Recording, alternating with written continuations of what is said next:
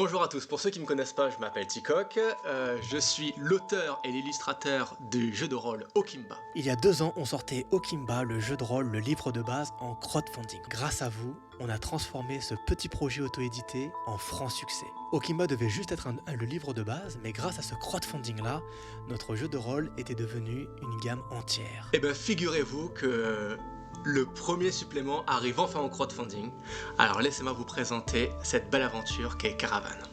Imaginez-vous dans une ambiance de Sahara. Le soleil brûle votre peau et un vent sec et chargé de sable coupant fouette votre visage. Dans ce tableau peu commun, 6 individus se retrouvent liés par le destin. Poursuivis par le passé, ils sont chacun en fuite et une occasion se présente à eux. Rejoindre la caravane d'un vieux quatre-mains en fin de carrière pour vivre une dernière mais héroïque aventure. Leur plan est simple, mais particulièrement audacieux, car ils vont voler le trésor du Sangha le plus opulent de Mokube et s'enfuir par le désert impitoyable, car ils savent qu'en s'enfuyant par ces terres arides et battues par la tempête, ils ne seront pas poursuivis. Cependant, ils ne se doutent pas une seconde que cette réunion n'est pas le fruit du hasard, mais l'œuvre d'un occulte stratège, une entité insidieuse et avide de leurs fautes passées, un monstre spirituel puissant qui se nourrira de leur lutte, de leurs peines et de leurs regrets. Oserez-vous vous aventurer avec eux dans ce périple ensablé ? En tout cas, le destin de la caravane est maintenant entre vos mains.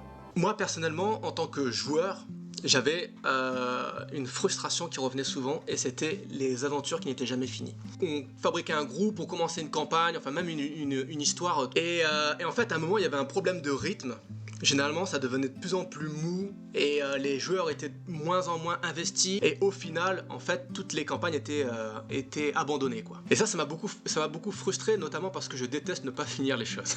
Et du coup je me suis dit comment est-ce que je peux mettre ça en place dans Caravane pour éviter ce problème là, et je crois avoir trouvé la solution. Vous allez pouvoir mettre votre propre rythme. Il y a 4 actes qui sont indispensables à l'histoire, des sets de lieux où vous allez pouvoir jouer comme vous voulez à l'intérieur, le MJ va pouvoir improviser à l'intérieur, et si par exemple vous avez des joueurs et un MJ qui a envie de prendre son temps, qui a envie de développer les personnages, leur psyché, leur background, et ben là vous allez avoir les 7 bulles scénaristiques optionnelles qui ne sont pas obligatoires, mais qui sont très intéressantes parce qu'elles ont chacun un thème.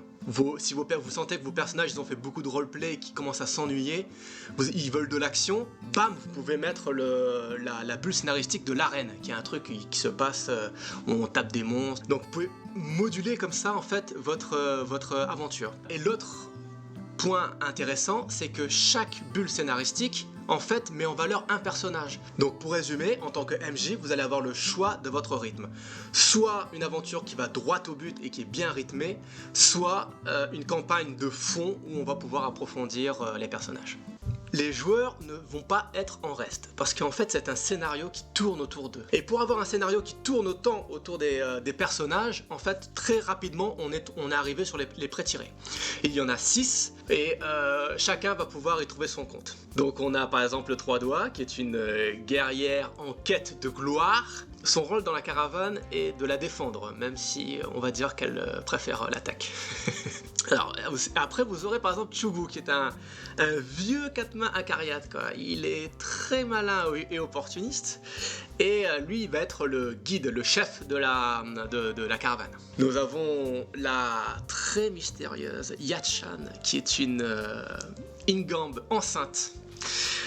Personnage qui a eu beaucoup de succès, parce que c'est pas souvent qu'on peut jouer un personnage enceinte dans un jeu de rôle. Elle est bien sûr omnibulée par la protection de son enfant et elle sera la guide spirituelle de cette expédition. Alors, ensuite, on va pouvoir parler de Juju, qui est un de mes personnages préférés, qui est un excentrique Ganku.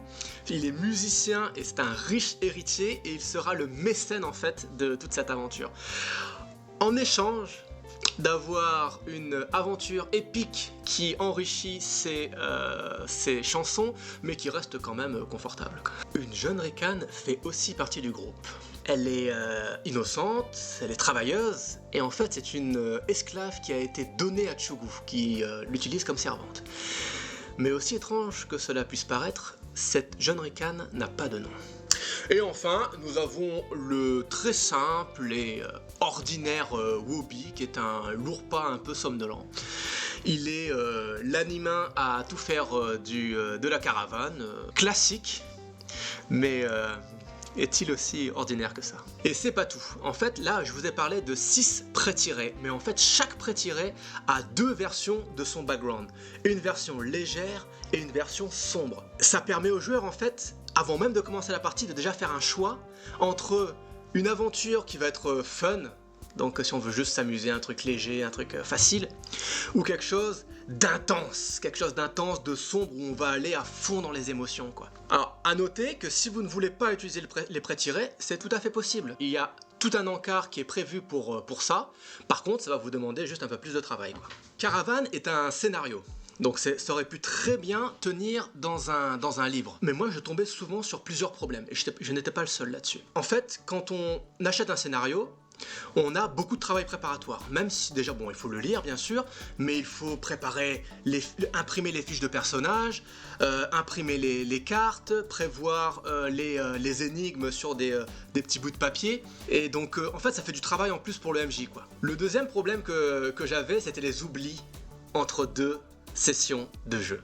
Donc par exemple, le joueur qui arrive et qui fait « Ah désolé, je croyais avoir ma fiche, mais je l'ai oubliée ». Et donc du coup, ça vous demande de perdre 20 minutes, de réimprimer la fiche perso, de la re-remplir et tout ça. Je me suis dit, il faut qu'on ait un objet dans lequel ranger toutes les notes et tous les annexes de jeu entre 2 sessions. Et moi, mon troisième problème qui est très personnel, c'est que j'aime pas devoir me balader dans un livre et perdre ma page quand je cherche une information. Donc du coup, ce que j'ai fait, c'est au lieu de faire un livre, j'en ai fait 2. Donc vous avez un livre où vraiment ça déroule l'aventure acte par acte, scène par scène, et l'autre livre où là vous allez avoir les questions récurrentes, les stats de personnages, enfin le bestiaire, tout ce qui est en fait technique où on a besoin de piocher ponctuellement, quoi. Au final, ce n'est pas juste un livre de scénario que vous allez avoir, mais toute une boîte clé en main. Maintenant, j'aimerais vous parler de pourquoi on fait un financement participatif. Il faut savoir que Galion Sauvage, c'est une toute petite maison d'édition, et en fait de faire un crowdfunding, ce n'est pas juste mieux pour nous, mais en fait c'est juste totalement indispensable, quoi. Il faut savoir que quand vous achetez une bande dessinée assez connue, par exemple Obélix et Astérix, c'est des tirages à plus de 100 000 exemplaires. Et donc du coup, leurs coûts de fabrication, ils peuvent vraiment être optimisés. Nous, quand on sort un supplément, on va plus sortir 100 et si ça marche beaucoup, 500 exemplaires. Et du coup, le coût de fabrication est très élevé. En faisant un crowdfunding, ce qui est très pratique, c'est qu'on a une grosse commande d'un coup et du coup, ça va nous faire un coût de fabrication qui va être moindre. Et ce coût de fabrication-là, ça va nous permettre de gagner de l'argent et cet argent-là, on va pouvoir le réinvestir dans le supplément qui va venir derrière et être plus périn comme maison d'édition.